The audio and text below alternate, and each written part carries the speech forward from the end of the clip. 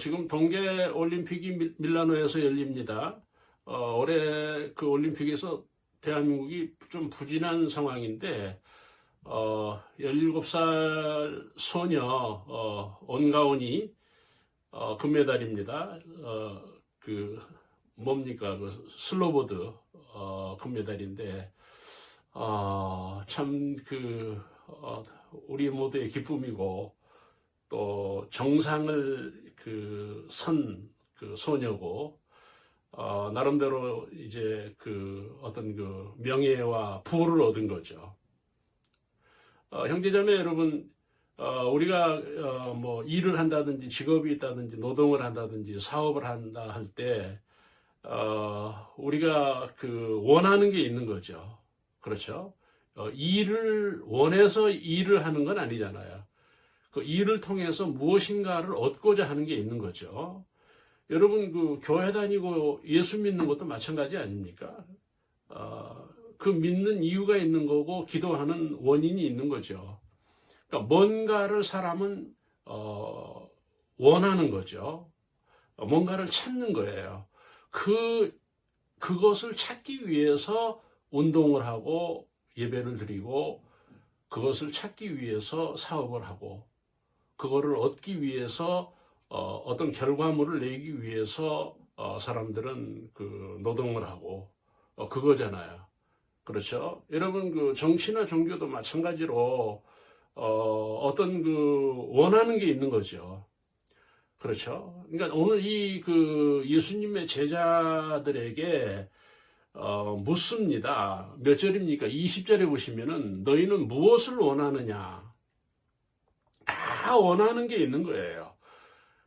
그 원하는 것이 사실은 우리의 어떤 족쇄가 될 수도 있는 거고, 그 원하는 것 때문에 때로는 우리가 실패할 수도 있는 겁니다. 여러분, 정치인들이 원하는 게 뭐예요? 권력입니다. 끝까지 권력을 원하는 거예요. 우리나라 권력은 법치국가이기 때문에 민주주의로 우리가 5년 임기잖아요. 5년이면 끝나는 거예요. 다시 할 수 없는 거죠. 만약에 대통령이 다시 권력을 잡는다면 헌법 개정을 해야 되잖아요. 근데 지금의 법 가지고는 다시 할 수 있는 방법이 없는 거죠. 그런데도 불구하고 뭐 계엄이니 쿠데타니 내란이니 하는 이런 것들은 또 다른 권력을 추구하는 거예요. 그렇죠. 그러니까 여러분 정치에서 목표물, 결과물은 언제든지 뭐예요? 권력이라는 거예요.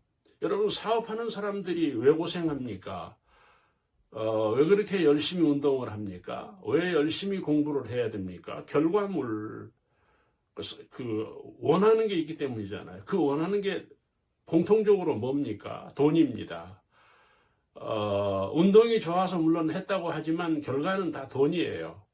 그러니까 우리가 올림픽에서 금메달이면 보통 정확한 건 아닌데 뭐 한 3억 정도 협회에서 그리고 이제 기업들이 후원하고 자기 나름대로 어떤 몸값이 올라가면서 경제적인 부를 이루는 거예요. 그렇죠? 그래서 열심히 목숨을 거는 거예요. 온가은이 메달을 따는 걸 제가 새벽 시간에 보니까 1차에서 완전히 넘어져요. 진짜 실격할 정도로 넘어졌어요. 2차에서도 중심을 잃었어요. 그런데 3차에서 메달이 된 거예요. 금메달이 된 거예요. 그 소녀가.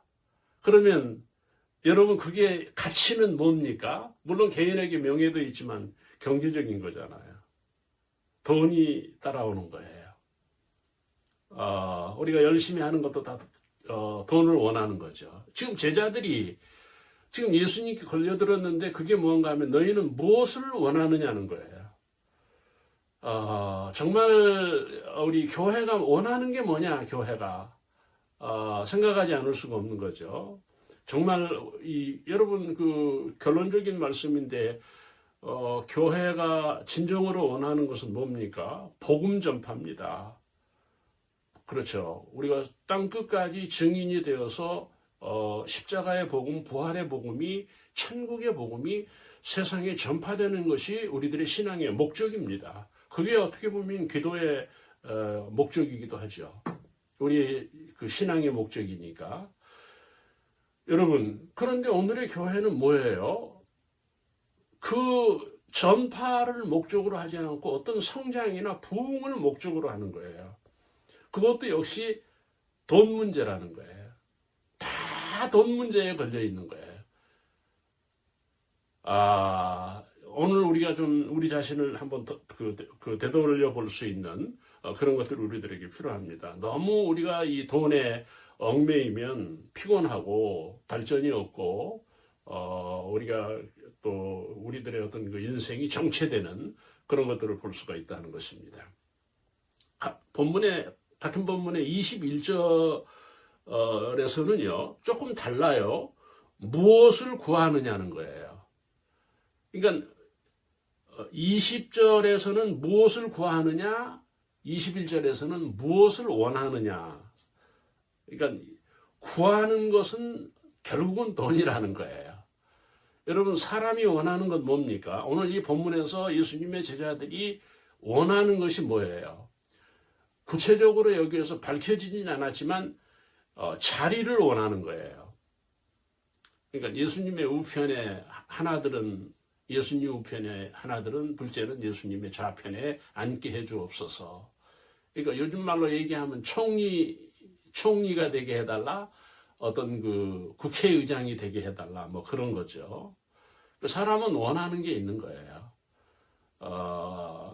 그런데 오늘 이 본문에서의 문제는 뭔가 하면은 이 제자가 그것을 원하는 게 아니고 어머니가 그것을 원하는 거예요.